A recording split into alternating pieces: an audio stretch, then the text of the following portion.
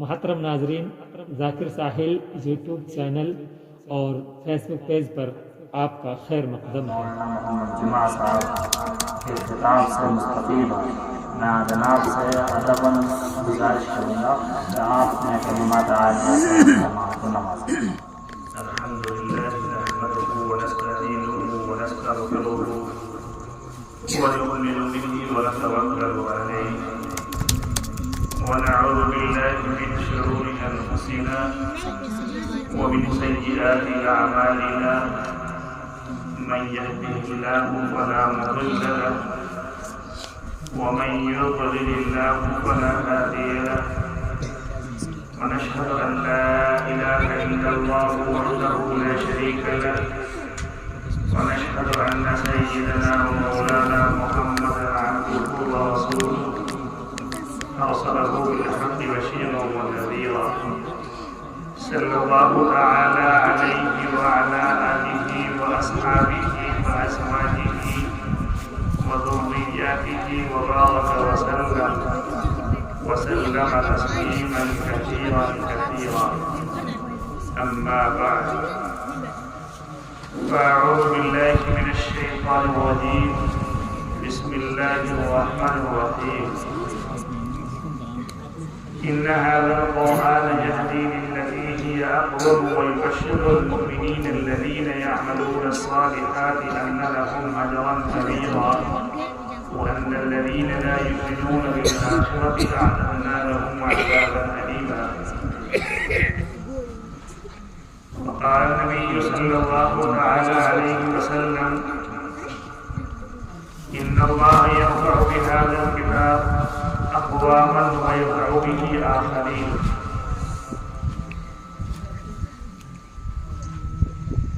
میرے محترم بزرگ اور دوستو،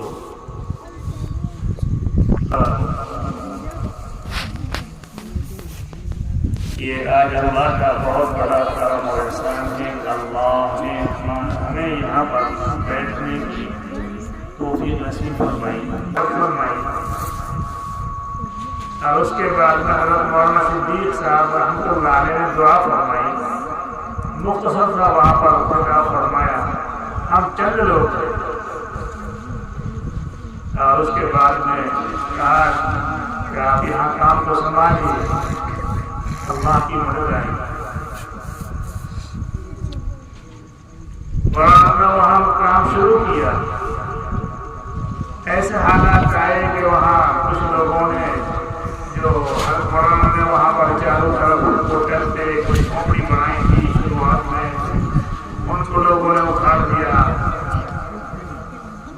سرگزشت مجھے سنائی، بہرحال یہ ہے کہ گفتگو طویل ہو جائے گی۔ اس کے بعد میں حضرت مولانا اس میں جو ہے ہمت سے کام کرتے رہے۔ آج اللہ کا فضل ہے، اسی جگہ میں اتنی بڑی مسجد بنائی ہے اور اتنا اچھا ادارہ چل رہا ہے اللہ کے فضل و کرم سے کہ ہم سوچتے تھے، ہمارا گمان بھی نہیں تھا کہ اس طریقے سے یہاں کام ہو جائے گا۔ لیکن میرے محترم بزرگوں اور دوستوں، آپ وہاں دیکھتے ہیں ہم اتنی بڑی مسجد ہے، نیچے بھی اوپر بھی اور چاروں طرف کمرے، عجیب و غریب پورا نقشہ بدل گیا۔ کیوں کہ جب حضرت مولانا کی نیت صاف تھی تو اللہ نے اپنی غیبی مدد سے وہاں پر غیبی مدد ایسی فرمائی کہ چاروں طرف سے وہاں پر جو ہے نب جو ہے کام کے لیے، کام کرانے والوں کے لیے اللہ پاک نے راستہ کھول دیا۔ ایک وقت انشاءاللہ یہاں بھی ایسا آئے گا۔ آج ہم یہاں بیٹھے ہیں الحمدللہ، اور بڑی فکروں کے ساتھ میں حضرت مولانا مفتی صاحب تشریف لائے ہیں الحمدللہ، اور حضرت مولانا بھی تشریف لائے ہیں۔ اللہ کا فضل ہے کہ انشاءاللہ یہاں پر بھی وہ دن آئے گا کہ یہاں ایک مسجد بھی ہوگی بہت بڑی، اور اس کے ساتھ میں یہاں ادارہ بھی بہت بڑا ہوگا، اور اتنا بڑا یہاں سے کہ فیض جاری ہوگا کہ یہ پتہ لگے گا کہ فلاں جگہ پر بھی وہاں میں بہت بڑا مدرسہ قائم ہوا ہے۔ اب ان بچوں کی ہم نے ماشاءاللہ یہ سنا ہے، دل خوش ہو گیا۔ یہ 3-4 مہینے کی محنت نے اللہ کے فضل و کرم سے ان بچوں نے اجرا بھی بہت شاندار کیا ہے، قرآن بھی بہت اچھا پڑھا ہے۔ ابھی چھوٹے چھوٹے سے بچے ہیں، اللہ کا فضل ہے، یہی بچے یہاں سے ایسے بنیں گے، عالمہ بنیں گے انشاءاللہ۔ یہاں سے جو قرآن پڑھیں گے اللہ ان کو عالم بنائے گا۔ لیکن میرے محترم بزرگوں دوستوں سب یہ فکروں کے ساتھ میں ہے. ہماری نیت اچھی ہوگی اللہ کی مدد آئے گی. اس لیے میرے محترم بزرگوں دوستوں اگر خواجہ قطب الدین بختیار کاکی رحمۃ اللہ جب ان کی پیدائش ہوئی تو چھوٹے سے بچے تھے. جب ماں اور باپ فکر لیتے ہیں اپنی اولاد کی اللہ ان کو پروان چڑھاتا ہے.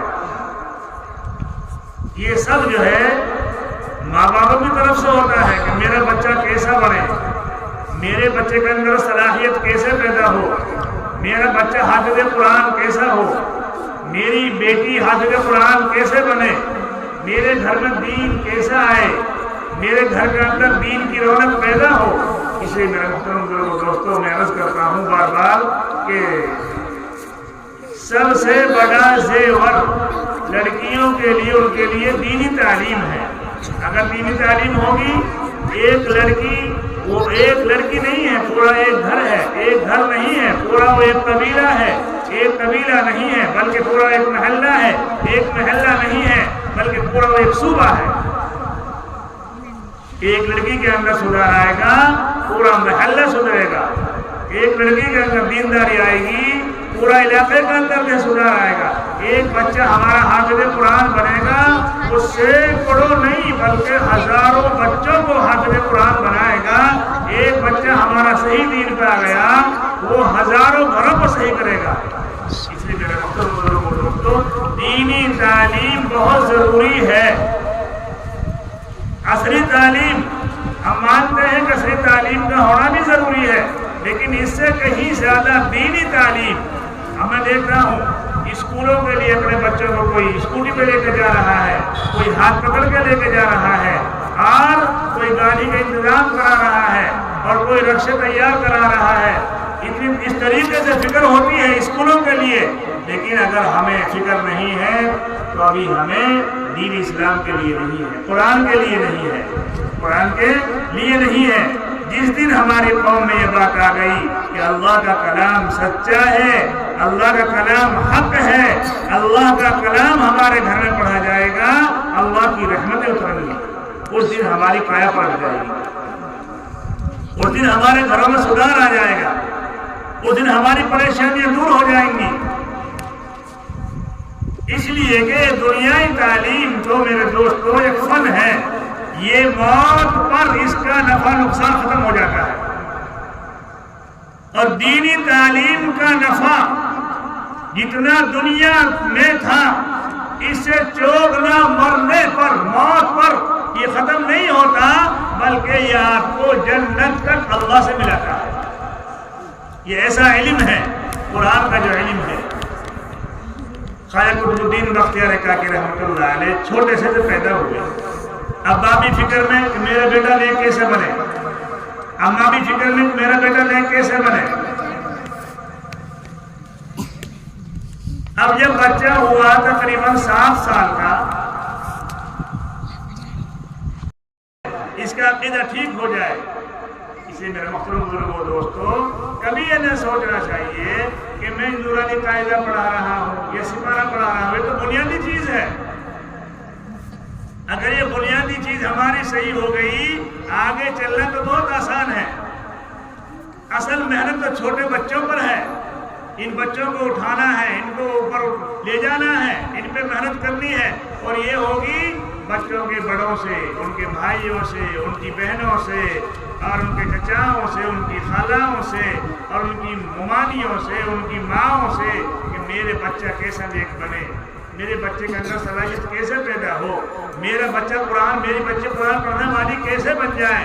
یہ فکروں سے ہوتا ہے. اس الحمدللہ آج یہ بچے دور و دراز سے الحمدللہ اتنا جو ہے بارونق یہاں مجمع لگا ہوا ہے, اتنی بارونق یہ مجلس ہے کہ یہ بچے کس طریقے سے ان کے ماں باپوں کی محنت سے, ان کی کاوش سے, اور ان کی جو ہے فکر سے اللہ نے آج ان بچوں کو میرے اور آپ کے سامنے بٹھا رکھا ہے, اور ان بچوں نے کتنا اچھا پڑھا ہے اور کتنا اچھا انہیں سنایا ہے. الحمدللہ دل خوش ہو گیا, اور الحمدللہ امید ہے کہ یہ بچے آگے بہت پروان چڑھیں گے. اب جو ہے بچہ روزانہ مکتب جائے پڑھنے کے لیے. خواجہ قطب الدین بختیار کاکی رحمۃ اللہ علیہ, اور ماں کہ یہ رویہ اور یہ اس کے ساتھ میں محنت تھی کہ اپنے ساتھ میں وہ جو ہے 2 رکعت کے لیے 4 رکعت کے لیے کھڑا کرے اور اپنے ساتھ میں رکوع کرائے، سجدے کرائے، وضو کرائے، اور پھر یہ کہے کہ اب بیٹا اللہ سے مانگو۔ کہ کون کھلاتا ہے؟ اللہ کھلاتا ہے۔ کون پلاتا ہے؟ اللہ پلاتا ہے۔ کون سلاتا ہے؟ اللہ سلاتا ہے۔ بچہ ماں کے ساتھ میں اسی طریقے سے دعائیں کر رہا ہے۔ پہلے اس طریقے سے محنتیں ہوا کرتی تھی، گھروں کے اندر دینی چرچے ہوتے تھے، ایک ماحول ہوتا تھا۔ اب بچہ چھوٹا سا اماں اللہ کھلاتا ہے، اللہ پلاتا ہے، وہ سلاتا ہے، اور روزانہ کی ماں روزانہ 2 روٹی بنا کر طاق میں رکھ دے اور بچے سے کہے کہ بیٹا اب تلاش کرو کہیں تمہیں اس میں کھانا ملے گا، اللہ نے تمہارے لیے کھانا اتار دیا ہوگا۔ اب بچہ تلاش کرتے کرتے کرتے دیکھتا ہے ایک الماری کے اندر 2 روٹی رکھی ہوئی، اور بچہ آواز لگاتا ہے اماں مجھے روٹی مل گئی۔ نو کہاں؟ اس میں الماری میں رکھی ہے، طاق میں رکھی ہے۔ نو کس نے کھلائی؟ کس نے دی ہے یہ؟ نو کہ اللہ نے دی ہے، یہ اللہ نے دی ہے۔ نو بیٹا کھا لو۔ بیٹا کھانا کھا لیتا ہے روزانہ۔ ایک دن بچہ مکتب چلا گیا پڑھنے کے لیے، اور ماں کو جو ہے اپنے پہر کو جانا تھا، کوئی شادی تھی، برقع اٹھایا چل دی کہ جب تک یہ بچہ مکتب سے پڑھ کر آئے گا میں واپس آ جاؤں گی، اور اس کے آنے سے پہلے میں اس کے لیے کھانا تیار کر دوں گی، اور جس طریقے سے میں روزانہ رکھتی ہوں اسی طریقے سے رکھ دوں گی۔ ماں وہاں جا کر بھول گئی، اور اچانک یاد آیا میرا ننھا، میرا بیٹا بھوکا ہوگا۔ جلدی سے برقع اٹھایا، فوراً وہاں سے چلی اور آ کر دیکھا، جلدی سے روٹی بنائی، اور بنانے کے بعد میں روٹی طاق میں رکھ دی، اور بیٹے کو سر پہ ہاتھ رکھ کے جگایا کہ بیٹا کھانا کھا لو۔ تو نے کھانا کھا لیا؟ نو کہ اماں میں نے کھانا کھا لیا۔ نو تو نے کھانا کہاں سے کھایا؟ نو جہاں سے روزانہ کھاتا ہوں۔ نو کس نے کھلایا؟ جو روزانہ کھلاتا ہے۔ لیکن اماں آج جو میں نے 2 روٹی کھائی ہے ان کا مزہ علیحدہ تھا، ایسا مزہ میں نے کبھی بھی پہلی روٹیوں میں نہیں دیکھا۔ اماں تعجب میں ہے، فکر میں ہے کہ میں نے تو روٹی بنا کر اب رکھی ہے اور ان نے روٹی پہلے کھا بھی لی۔ نکمہ مجھے آج جو مزہ کھانے میں آیا ہے وہ کسی دن کھانے میں مزہ نہیں آیا۔ اس لیے میرے محترم بزرگوں دوستو، وہ کھانا اللہ کے خزانے سے آیا، اس میں تو مزہ تھا ہی۔ میرے محترم بزرگوں دوستو، سچ بات یہی ہے کہ علم جو ہے، علم کے بغیر آدمی کی زندگی ادھوری ہے۔ ایک غیر مسلم سے کہنے لگا کہ اسلام نے تعلیم کی کبھی دعوت نہیں دی، اسلام کے لیے نہیں پکارا، اسلام نے کبھی تعلیم کے لیے نہیں پکارا۔ میں نے کہا نہیں، آپ غلط کہتے ہیں۔ جتنا اسلام نے تعلیم کے لیے پکارا ہے کسی مذہب نے نہیں پکارا۔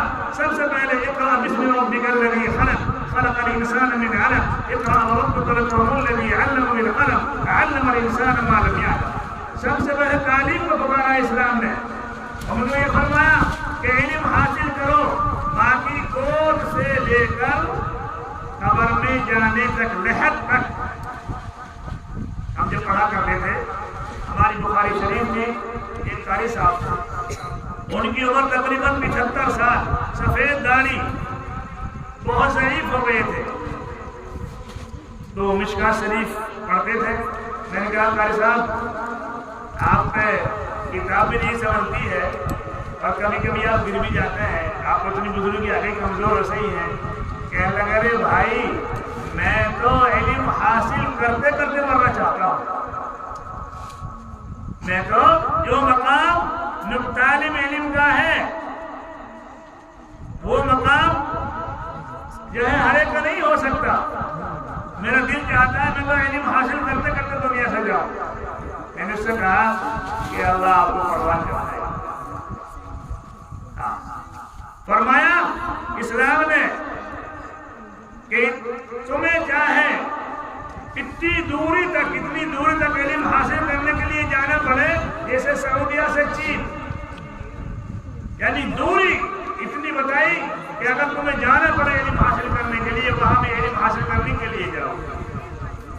اس کے بعد دماغ میں آ گئی کہ میں تو یہی سمجھتا تھا کہ بھائی جو ہے اسلام نے تعلیم کے لیے کوئی زور نہیں دیا ہے، نہیں کہ اسلام نے تعلیم کے لیے وہ زور دیا ہے جو کسی مذہب نے نہیں دیا، اسلام نے وہ سلیقہ سکھایا ہے جو کسی مذہب نے سلیقہ نہیں سکھایا، اسلام نے وہ تہذیب سکھائی ہے جو کسی مذہب میں تہذیب نہیں ہے۔ کہنے لگا جی اب تو بات میرے سمجھ میں آ گئی، لیکن میرے محترم بزرگوں دوستو، سچ بات یہی ہے کہ ہمارے سمجھ میں آ جائے کہ جب تک ہم قرآن سے لگاؤ نہیں رکھیں گے، جب تک ہم قال اللہ سے جو ہے لگاؤ نہیں رکھیں گے، جب تک کسی حال میں نہ ہم دنیا میں کامیاب ہو سکتے ہیں، نہ ہم آخرت میں کامیاب ہو سکتے ہیں۔ اگر ہمارے اندر یہ تعلیم ہے، قرآن کی تعلیم ہے، رسول اللہ کی سنتیں ہماری زندگیوں میں ہیں، ہمارے پاس کچھ بھی نہیں ہے، خدا کی قسم اللہ ہم کو ہر جگہ پر کامیاب کرے گا، یہ پکی بات ہے۔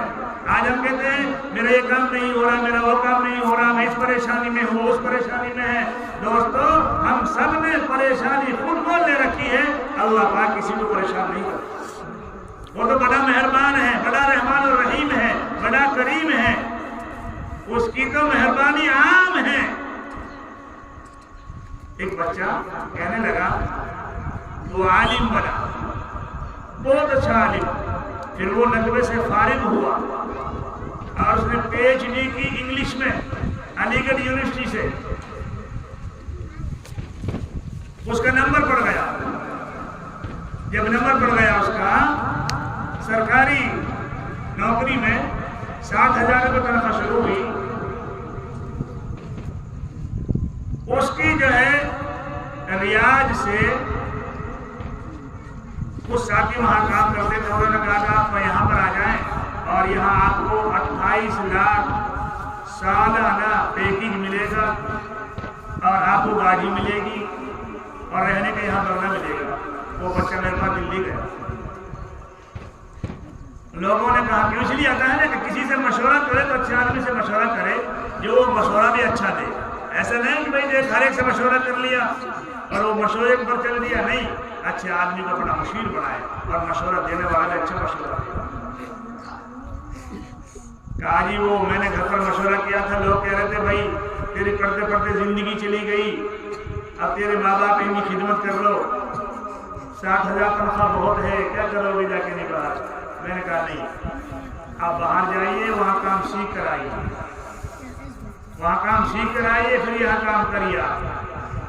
اس بچے کے سمجھ میں آ گئی، وہ بچہ آج ریاض میں پڑھا رہا ہے اور صرف 2 گھنٹے، غریب گھر کا بچہ 2 گھنٹے پڑھاتا ہے، مجھے بتا رہا تھا الحمدللہ مجھے گاڑی دے رکھی ہے اور مجھے بہت بڑا بنگلہ دے رکھا ہے، اور جو ہے میری اتنی عزت وہاں ہوتی ہے، اور سالانہ 2 مرتبہ میرے کو 1 مہینے کی چھٹی ملتی ہے سرکاری وہاں سے۔ اس کو وہاں کون لے گئے؟ اس کا علم لے گئے، اس کا علم لے گئے۔ میرے محترم دوستو، علم ایک ایسی چیز ہے، کتنا ہی آدمی غریب ہو، غریب کا بچہ ہو، لیکن جس کے پاس علم ہے وہ پوری دنیا میں اس کو اس کا علم سفر کرائے گا، اس کو عزت دلائے گا، اس کو عزت کرسی پہ بٹھائے گا وہ علم جو ہے۔ اسی لیے محترم بزرگوں دوستو، وقت زیادہ لمبا ہو جائے گا، اس لیے میں یہی عرض کرتا ہوں کہ یہاں الحمدللہ ہمارا آنا ہوا اور بڑی خوشی ہوئی یہاں آ کے بھی، دل باغ باغ ہو گیا ان بچوں کی جو ہے محنت کو دیکھ کے نہیں، ان کے پڑھنے کو دیکھ کے نہیں، اور ماشاءاللہ اساتذہ کی یہاں پر بڑی محنت ہو رہی ہے اور قاری صاحب برکاتہ کی یہاں بڑی محنت ہے۔ اللہ ہمارے آنے کو اور آپ کے بیٹھنے کو اور ان بچوں کو پڑھنے پڑھانے کو اللہ بے حد قبول فرما لے۔